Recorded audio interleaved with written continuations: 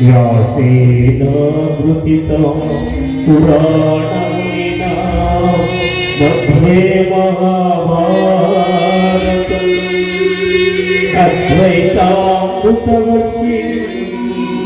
भगवती अष्टादशाध्यायिनी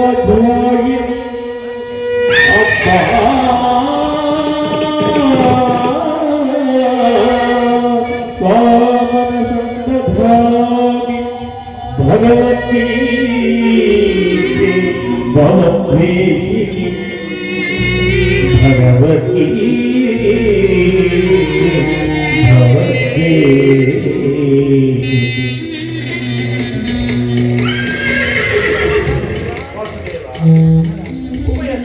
ಮಧ್ಯೆ ರಥವನ್ನು ನಿಲ್ಲಿಸಿ ನನ್ನೊಡನೆ ಯುದ್ಧ ಮಾಡಲು ಸಿದ್ಧರಿರುವ ವೀರ ಯೋಧರನ್ನು ಸಾರಿ ನಾನು ನೋಡುವೆ.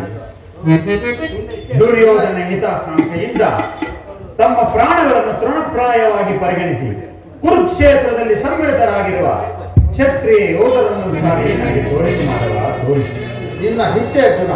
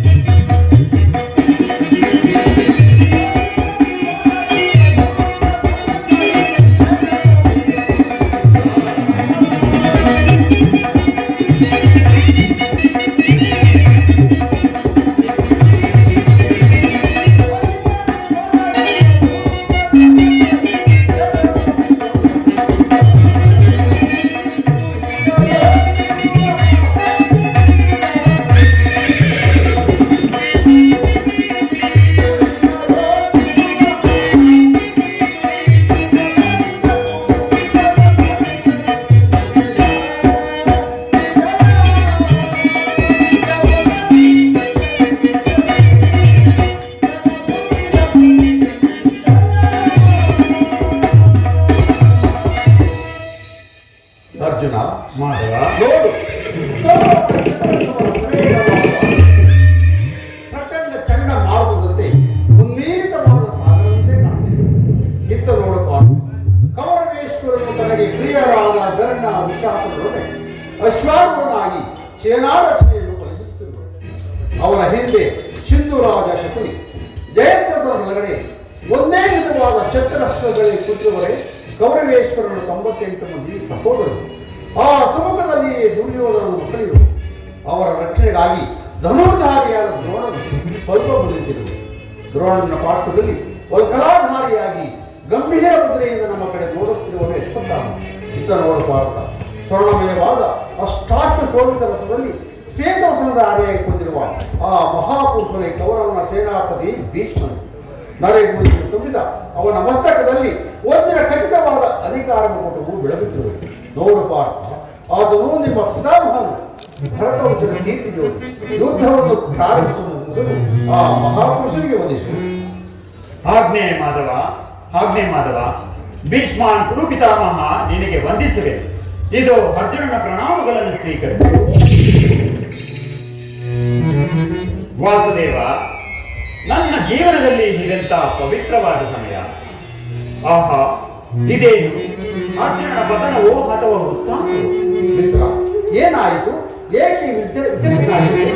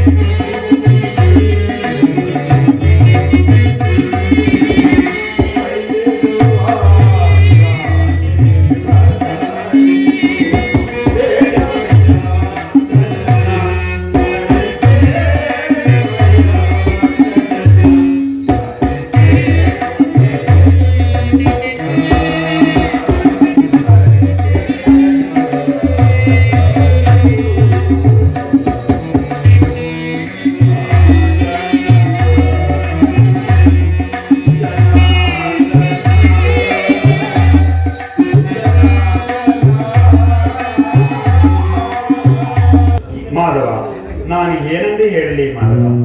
ನನ್ನ ನನ್ನ ಸರ್ವ ನನ್ನ ಅಂಗ ಪ್ರತ್ಯಂಗಗಳಲ್ಲಿಯೂ ದ್ವಾರಣ ಜಾರಿ. ಬೇಸಿಗೆಯ ಬಿಸಿಲಿನಿಂದ ಬೆಂದ ತಾವರೆಯಂತೆ ಮುಖವು ಬಾಡುತ್ತಿರುವುದು, ಕೈಕಾಲುಗಳಲ್ಲಿ ತ್ರಾಣವಿಲ್ಲ, ನಾಲಿಗೆಯು ಒಣಗುತ್ತಿರುವುದು. ನಾನು ನೋಡುತ್ತಿರುವುದಾದರೂ ಏನೇನು ಮಾಧವ? ಇವರೆಲ್ಲ ನನ್ನ ಬಂಧು ಬಾಂಧವರು. ಇವರಲ್ಲಿ ಎಷ್ಟು ಜನರ ಧಮನಿಗಳಲ್ಲಿ ಭರತ ವಂಶದ ರಕ್ತವನ್ನು ಹರಿಯುತ್ತಿರುವುದನ್ನು ಬಲ್ಲೆಯ ಕೃಷ್ಣ, ಬಲ್ಲೆಯ ಮಾಧವ. ಈ ಬಂಧು ಬಾಂಧವರನ್ನು ಕೊಲ್ಲಲಾರೆನು, ನನ್ನಿಂದ ಈ ವಧಿಸಲಾಗದು ಮಾಧವ. ಈ ಯುದ್ಧವು ಬೇಡ, ರಥವನ್ನು ಹಿಂತಿರುಗಿಸು ಮಾಧವ, ರಥವನ್ನು ಹಿಂತಿರುಗಿಸು.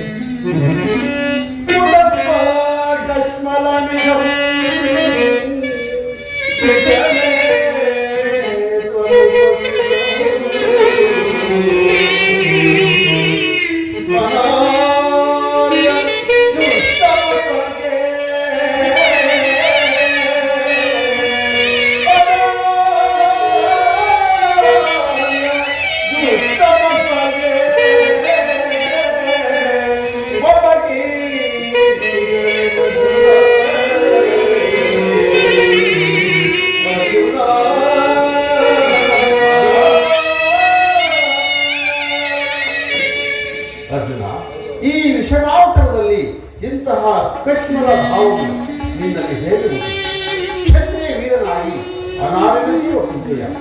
ತೇಗ ಸರ್ಗದ ಭಾಗಿರನ್ನು ನಿರಾಕರಿಸಿ ನರಕದ ಮಾರ್ಗ ಹೊಂದಿದೆ. ಆದರ್ಶ ನೆರವಿಗೆ ಹೆಸರಾಗಿ ಹೇಳೆಂಬ ನಿಂದೆಯನ್ನು ನೀನು ಸಹಿಸದ ಈ ದೌರ್ಬಲ್ಯವನ್ನು ತ್ಯಜಿಸಿ ಯುದ್ಧಕ್ಕೆ ಸಿದ್ಧನಾದ ಪಾರ್ಥ.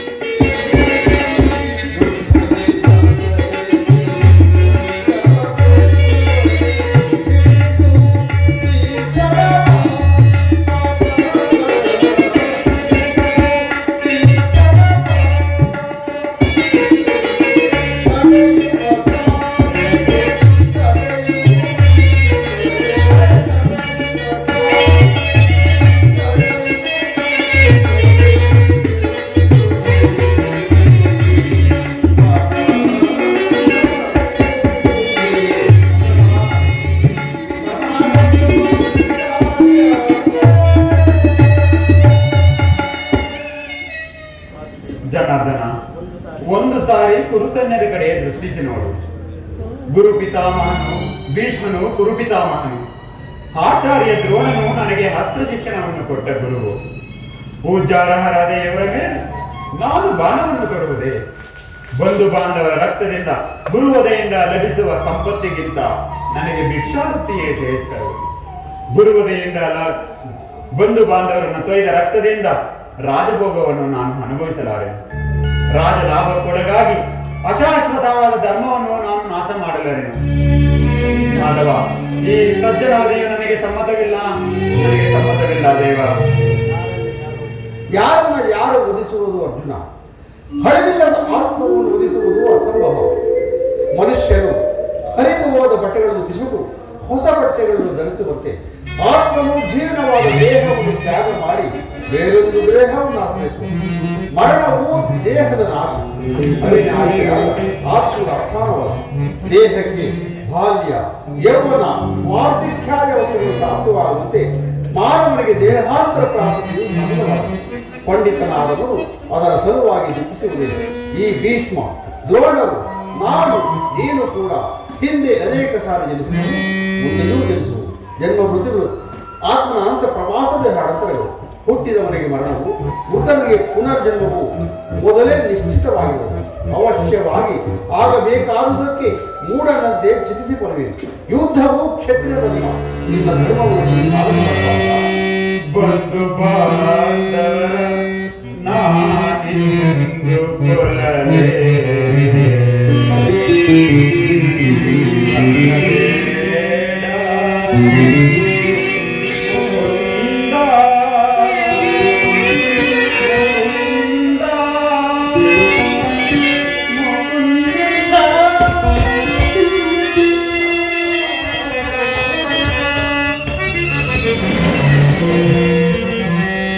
ಅಸ್ಥಿರಂ ದೇಹಂ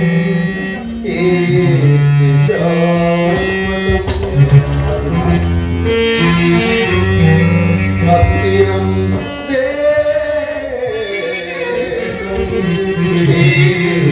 ಶಾಶ್ವತಂ ಮಾನವ ಧರ್ಮಂ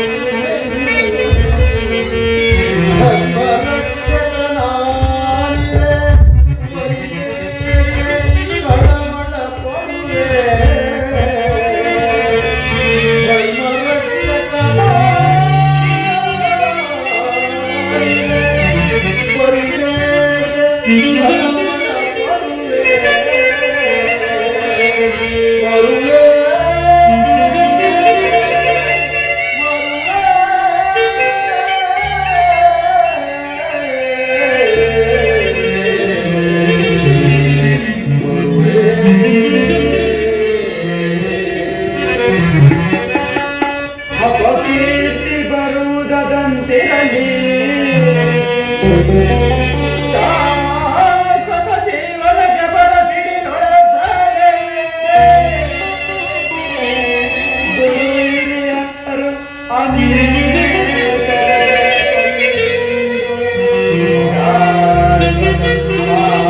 ಗುರಿಯ ಹೊರಿಸನಯ್ಯ.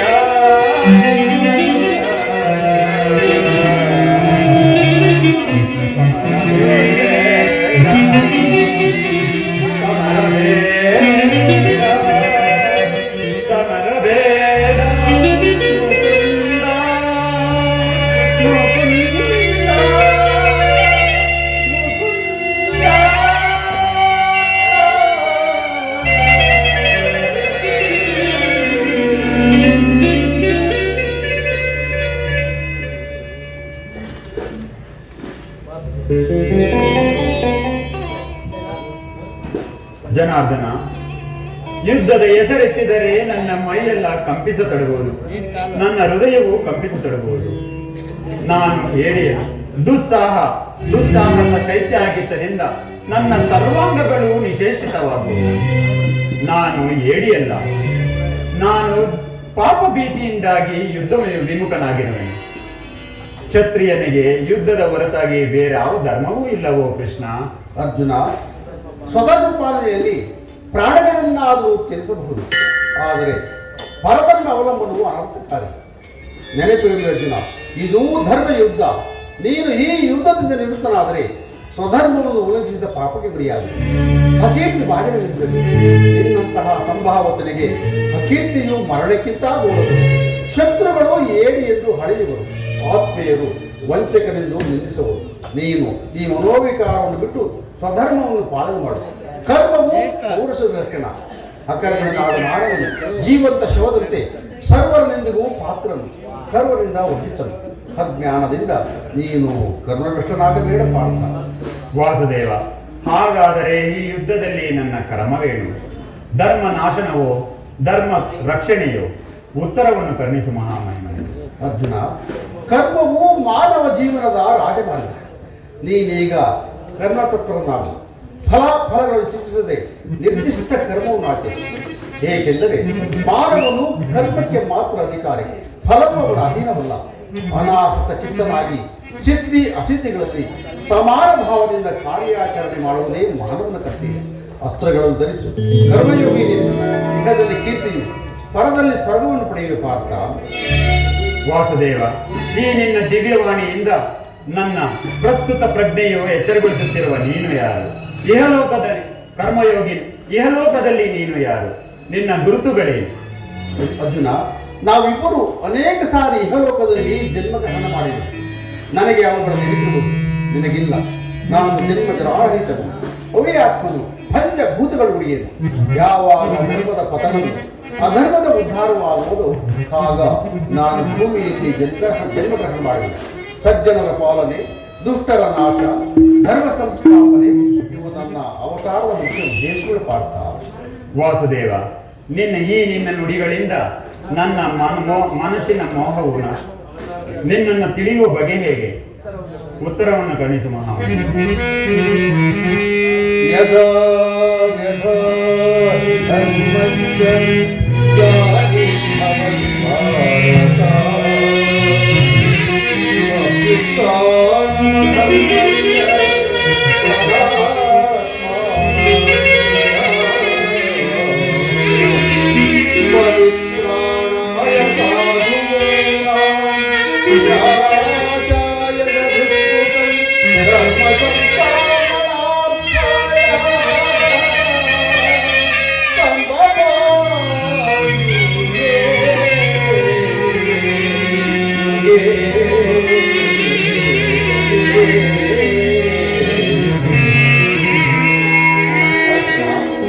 ನಾನು ಮಾಯಾರೂಪಿ, ಧರಿತ್ರಿಯಲ್ಲಿ ಸರ್ವ ಪ್ರಪಂಚವನ್ನು ಧಾರಣೆ ಮಾಡಬೇಕು. ಜಲರೂಪದಿಂದ ಪ್ರಾಣಿಗಳಿಗೆ ಜೀವವನ್ನು ಕೊಡಬೇಕು. ಅಗ್ನಿಮಯವಾಗಿ ಅವುಗಳ ಶಕ್ತಿಯನ್ನು ವರ್ಧಿಸಬೇಕು. ವಾಯುವೆನಿಸಿ ಜಲಿಸಲು, ಆಕಾಶವೆನಿಸಿ ವಿಶ್ವ ಜಗತ್ತನ್ನು ವ್ಯಾಪಿಸುವುದು. ಮನೋಬುದ್ಧ ಅಹಂಕಾರವೆಂಬ ತ್ರಿಗುಣಾತ್ಮಕ ರೂಪದಿಂದ ಮಾನವನ ಪ್ರಜ್ಞೆಯನ್ನು ಜಾಗೃತಗೊಳಿಸಿ ಆತ್ಮವಿಕಾಸದ ರಾಜಪಥದಲ್ಲಿ ನಡೆಸುವುದು. ಬಹು ರೂಪಾತ್ಮಕವಾದ ಜಗತ್ತಿನ ಪ್ರಭವ ಪ್ರಳಯಗಳಿಗೂ ಉದಯ ವಿನಾಶಕ್ಕೂ ನಾನೇ ಕಾರಣವು. ಸರ್ವಶ್ರೇಷ್ಠವೂ ಸರ್ವಂತರ್ಯಾಮಿಯಾದ ಪರಾವಸ್ತು ನಾನು. ದಾರದಲ್ಲಿ ಓಡಿಸಲ್ಪಟ್ಟಂತೆ ಈ ವಿಶ್ವ ಜಗತ್ತನ್ನು ನಾನಲ್ಲಿ ಕೂತುಹಾಕಿರುವುದು. ನಾನು ನೀರಿನಲ್ಲಿ ರಸಾತ್ಮಕನು, ಚಂದ್ರ ಸೂರ್ಯನ ಕಾಂತಿನನ್ನು, ವೇದಗಳಿಂದ ಓಂಕಾರವನ್ನು, ಮನುಷ್ಯರಲ್ಲಿನ ಪೌರುಷವನ್ನು, ಸಮಸ್ತ ಭೂತಗಳ ಅಧಿಕಾರಿ ನಾನು. ದೇವತೆಗಳಲ್ಲಿ ಇಂದ್ರನು, ವೇದಗಳಲ್ಲಿ ಸಾಮನು, ಪರ್ವತಗಳಲ್ಲಿ ಮೇರು, ರುದ್ರರಲ್ಲಿ ಶಂಕರನು, ಋಷಿಗಳಲ್ಲಿ ಬ್ರಹ್ಮವಾಗಿರುವುದು. ಅರ್ಜುನ, ನನ್ನ ವಿಭೂತಿಗಳು ಅಗಣ್ಯ, ಅನಂತ, ಅಮೋಘ. ಇದರ ಒಂದಲ್ಪಾಂಶದಿಂದ ಜಗತ್ತಿನ ಸೃಷ್ಟಿ ಸ್ಥಿತಿ ಪ್ರಳಯಗಳು ಪ್ರಾರಂಭವೂ ಮಾಡ್ತಾರೆ. ಪರಮಾತ್ಮ, ಈ ನಿನ್ನ ನುಡಿಗಳಿಂದ ನನ್ನ ಮೋಹವು ನಾಶವಾಯಿತು, ನನ್ನ ಹೃದಯದ ಅಂಧಕಾರವು ಹರಿಯಿತು. ಹೇ ಯೋಗೀಶ್ವರ, ನಿನ್ನ ವಿಶ್ವರೂಪವನ್ನು ತೋರಿಸಿ ನನ್ನ ಕೃತಾರ್ಥನನ್ನಾಗಿ ಮಾಡು ಪರಮಾತ್ಮ. ತಥಾಸ್ತು ಪಾರ್ಥ, ನನ್ನ ಸಂಹಾರ ಮೂರ್ತಿಯ ದರ್ಶನ ಮಾಡು. ಕರಾಳ ಕಾಲ ಸ್ವರೂಪನ ಕುರುಕ್ಷೇತ್ರದಲ್ಲಿ ಸಮಿಳಿತರಾಗಿರುವ ಸಮಸ್ತ ಯೋಧರುಗಳನ್ನು ಒಂದೇ ಸಾರಿಗೆ ಆಪೋಷಣೆ ಮಾಡಿ ಉದರದಲ್ಲಿ ಯುದ್ಧದಲ್ಲಿ ಜಯಶಾಲಿಯಾಗಿ ಹಾಗೆ ಎಂತಹ ಭಯಾನಕರು ಗೋರು.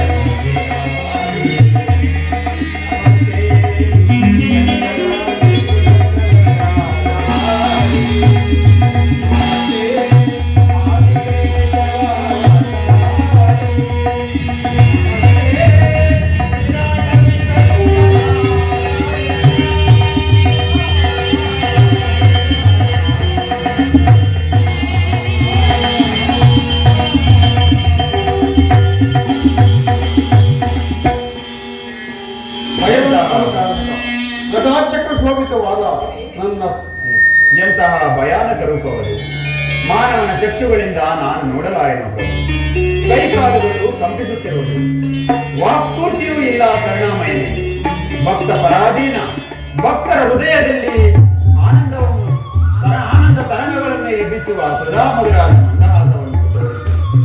ಹೇ ಗೋಪಿ ವಲ್ಲಭ, ನಿನ್ನ ಸುಹಾಸವದನವೆಲ್ಲಿ? ನವರ ಚಿತ್ರರಂಗದ ಸುಹಾಸನವೆಲ್ಲಿ? ಭಯವನ್ನು ಪ್ರಾಣಸಕ ಗದಾಚಕ್ರ ಶೋಭಿತವಾದ ನನ್ನ ಸೌಮ್ಯ ಮೂರ್ತಿಯ ದರ್ಶನ ಮಾಡು. ಸಾಗರ ಮಧ್ಯದ ಪ್ರಶಾಂತ ಗಂಭೀರ ಜಲರಾಶಿಯಲ್ಲಿ ನಿಶ್ಚಲವಾಗಿ ನಡೆಯುವ ನಾವೆಯಂತೆ ನಿನ್ನ ಹೃದಯವು ಶಾಂತವಾಗಲಿ. ಕುರುಕ್ಷೇತ್ರದ ರಕ್ತ ಪ್ರಳಯದಲ್ಲಿಯೂ ಈ ನಿನ್ನ ನೌಕೆಯು ಪಥಭ್ರಷ್ಟವಾಗುವಂತೆ ನೋಡಿಕೊಂಡು ಸುರಕ್ಷಿತವಾಗಿ ನಡೆಯುತ್ತಿದ್ದರು. ನಾನು ಆಧಾರವಾಗಿ ನಿಂತರು. ಅರ್ಜುನ, ತೆಗೆದುಕೋ ಧನುರ್ಬಾಣಗಳನ್ನು, ಪ್ರಾಣಭೂಮಿಗೆ ನಿಲ್ಲಿಸುವ ಹಳೆಯನ್ನ.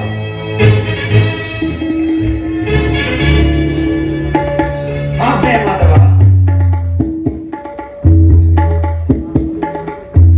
ಅರ್ಜುನ, ಇದು ನಿನ್ನ ಪರೀಕ್ಷೆ. ನೋಡು, ಭೀಷ್ಮನ ಪ್ರಯಾಂತಕ ಮೂರ್ತಿಯನ್ನು. ಉತ್ತರ ಕುಮಾರನು ಹತನಾದನು. ಐರವತ ಶ್ವೇತಾದಿ ಮಹಾವೀರರು ಪರಾಜಿತರಾದರು. ನಾಯಕರೆಂದು ಕಳೆದುಕೊಂಡ ಹಿಂದಿನಂತೆ ನಮ್ಮ ಸೈನಿಕರು ಚೆದರಿ ದಿಕ್ಕಿಗೆ ಓಡುತ್ತಿರುವರು. ಇನ್ನು ಸಮಯವಿಲ್ಲ. ಮಹಾಸ್ತ್ರವನ್ನು ಭೀಷ್ಮನ ಅಭಿಮಾನವನ್ನು ವ್ಯರ್ಥ ಮಾಡಬಾರ್ದ. ಎಲ್ಲರೂ ಹೇಳಿದರು. ಈ ಭೀಷ್ಮನ ಸಮ್ಮುಖದಲ್ಲಿ ದೃಢ ಹಸ್ತದಿಂದ ನಡೆಯಬಲ್ಲವರು ಯಾರೂ ಇಲ್ಲ. ಕುರುಕ್ಷೇತ್ರದ ರಕ್ತದ ನದಿಯಲ್ಲಿ ನಡೆದಾಡಿ ಎಲ್ಲೆಲ್ಲಿಯೂ ಹುಡುಕಾಡಿದರು. ಮೃತ್ಯುವಿನ ಅಂತಿಮ ಆವೇಶದಿಂದ ಉತ್ತೇಜಿತನಾಗಿ ಸೈನ್ಯದಲ್ಲೆಲ್ಲ ಹರಿಸಿದರು. ಈ ಭೀಷ್ಮನನ್ನು ಎದುರಿಸಬಲ್ಲ ನೀರನ್ನು ಒಬ್ಬನಾದರೂ ದೊರಕಲಿಲ್ಲ. ಇನ್ನೇನು ಭಾರತ ವರ್ಷವು ನಿರ್ವೀರ್ಯವಾಯಿತೆ. ಸಾವಧಾನ ಗಾಂಗೇಯ ಯದುಪತಿಯು ಅರ್ಜುನನ ಸಾರಥಿಯಾಗಿರುವವರೆಗೆ ಪಾಂಡವರು ಅಜೇಯರು. ಎಂತಹ ಮಹಿಮಾಮಯವಾದ ದೃಶ್ಯವಿದು. ನರನಾರಾಯಣರು ಒಮ್ಮೆಲೆ ಒಂದೇ ರಥದಲ್ಲಿ ಹತ್ತಿರ ಜಗತ್ತಿನೊಡನೆ ಜೀವಿತ ಸಮ್ಮಿಳನ.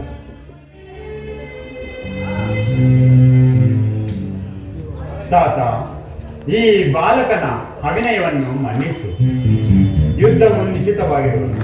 ನಿನ್ನ ಸಮ್ಮುಖದಲ್ಲಿ ಇದೆಂತ ಉಪಹಾರ. ಅರ್ಜುನ, ಈ ಮೃದು ಯುದ್ಧದಿಂದ ಯಾವ ಲಾಭವೂ ಇಲ್ಲ. ದೃಢಾಸ್ತರಾಗಿ ನಮ್ಮನ್ನು ಬಿಡು. ಭೀಷ್ಮನ ಅಭಿಮಾನವನ್ನು ವ್ಯಕ್ತ ಮಾಡಬಾರದು. ಪರಮಾತ್ಮ, ನನ್ನನ್ನು ಏಕೆ ಯುದ್ಧಕ್ಕೆ ಪ್ರೇರೇಪಿಸುತ್ತಿರುವೆ? ನಮ್ಮ ತಾತನಾದ ಭೀಷ್ಮನನ್ನು ವಧಿಸಲಾರೆನು. ನನ್ನನ್ನು ಕ್ಷಮಿಸಿಬಿಡು. ಕೃಷ್ಣ ಮಾಯಾವಿ. ಬೆಂಕಿಯನ್ನು ಹೊತ್ತಿಸುವುದು ಸಾಲದೆ ಘಾತಕ ಕೆಲಸ ಮಾಡಲು ಇಲ್ಲಿಗೆ ಬಂದೆಯ. ಪಾಂಡವರನ್ನು ಯಜ್ಞ ಪಶುಗಳಂತೆ ಹಿಡಿದು ತಂದು ಈ ಕುರುಕ್ಷೇತ್ರದ ಬಲಿಪೀಠದಲ್ಲಿ ನನ್ನ ಬಾಣಗಳಿಗೆ ತುತ್ತಾಗಿಸುವುದು ನಿನ್ನ ರಾಜತಂತ್ರದ ಪರಾಕಾಷ್ಠೆಯನ್ನು ತೋರುವುದು. ಕೇಳು, ಇಂದಾರಿಗೂ ಉಳಿವಿಲ್ಲ. ಈ ಭಾರ್ಗವ ವಿಜಯ ಭೀಷ್ಮನಿಂದ ದುರ್ಯೋಧನನನ್ನು ಅಜಾತ ಶತ್ರುವನ್ನಾಗಿ ಮಾಡಲು ಶಪಥ ಮಾಡಿರುವುದು. ಧನಂಜಯ, ನಿನ್ನ ಇಷ್ಟ ದೈವವನ್ನು ಸ್ಮರಿಸು. ವಾಸುದೇವ, ನಿನಗೆ ಶಕ್ತಿ ಇದ್ದರೆ ನಿನ್ನ ಗೆಳೆಯರನ್ನು ರಕ್ಷಿಸು. ಅಯ್ಯೋ, ನನ್ನ ದೇಹವು ಜರ್ಜರಿತವಾಗುತ್ತದೆ. ಅರ್ಜುನ, ನೀನಿಂತಹ ಕಾಪುರುಷನೇ, ಹೋಗು. ನಿನ್ನ ಸಹಾಯವು ಬೇಡ. ಇಂದು ಶ್ರೀಕೃಷ್ಣ ಪ್ರಸಿದ್ಧ ಶಕ್ತಿಯು ಜಾಗೃತವಾಗಿ ಕುರುಕ್ಷೇತ್ರದಲ್ಲಿ ನಾವು ಪ್ರಯೋಗಿಸುತ್ತಿರುವುದು. ಭೀಷ್ಮ ಮರಣಕ್ಕೆ ಶಾಂತನಾಗು ಕೃಷ್ಣ. ಬಾ ಮಾಧವ, ನನ್ನ ಮನೋವಿಷ್ಟವನ್ನು ಪೂರ್ಣ ಮಾಡು ಚಕ್ರಪಾಣಿ. ನಿನ್ನ ಆವೇಗವನ್ನು ಅಭಿನಂದಿಸುವುದು. ನನ್ನ ಸಂಹಾರ ಮಾಡು. ದೇವರಥ ಭೀಷ್ಮನ ಕೀರ್ತಿ ಜ್ಯೋತಿಯು ನಿನ್ನ ಜ್ವಲಂತ ಪ್ರಭಾಮಾಲಿಕೆಯಿಂದ ಪರಿವೇಷ್ಟಿತರಾಗಿ ಮೂರು ಲೋಕದಲ್ಲಿಯೂ ದ್ವಿತೀಯ ಸೂರ್ಯನಂತೆ ಬೆಳಗಲಿ. ನಾನು ಇಚ್ಛಿಸಿದ್ದು ಇಂತಹ ಮರಣವನ್ನೇ. ಭಕ್ತನು ಶಿರವಾಗಿ ನಿಂತಿರುವನು. ನನ್ನನ್ನು ಸಂಹಾರ ಮಾಡು ಪ್ರಭು. ಶಾಂತನಾಗು ಕೃಷ್ಣ, ಶಾಂತನಾಗು. ನೀನು ಯುದ್ಧದಲ್ಲಿ ಅಸ್ತ್ರಾಭರಣವನ್ನು ಮಾಡಲೆಂದು ಶಪಥ ಕೊಟ್ಟಿರುವೆ. ಈ ಭೀಷ್ಮನನ್ನು ಯುದ್ಧದಲ್ಲಿ ಮರಣ ಹೊಂದುವ ರೀತಿಯಲ್ಲಿ ನಾನು ಮಾಡುವುದು ನನ್ನ ಕರ್ತವ್ಯ. ಇದೇ ನನ್ನ ಪ್ರತಿಜ್ಞೆ.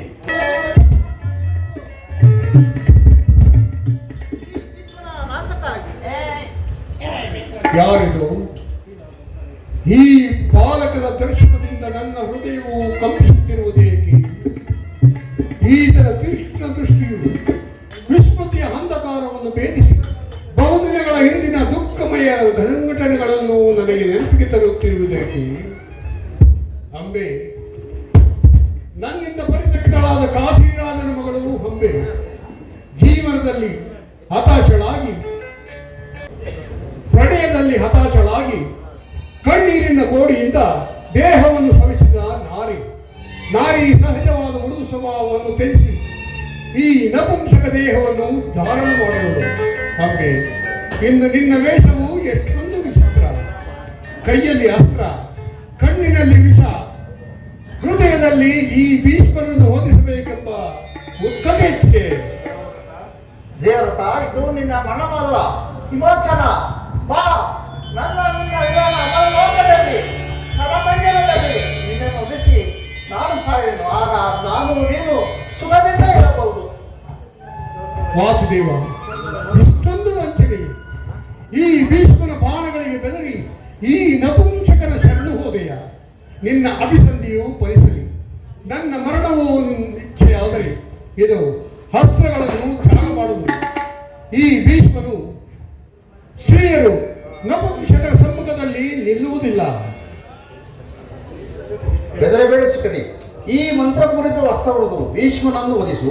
ಆದ್ರೆ ಮಾಧವ, ಆದ್ರೆ ಮಾಧವ, ನಾನು ಸಾಯನು.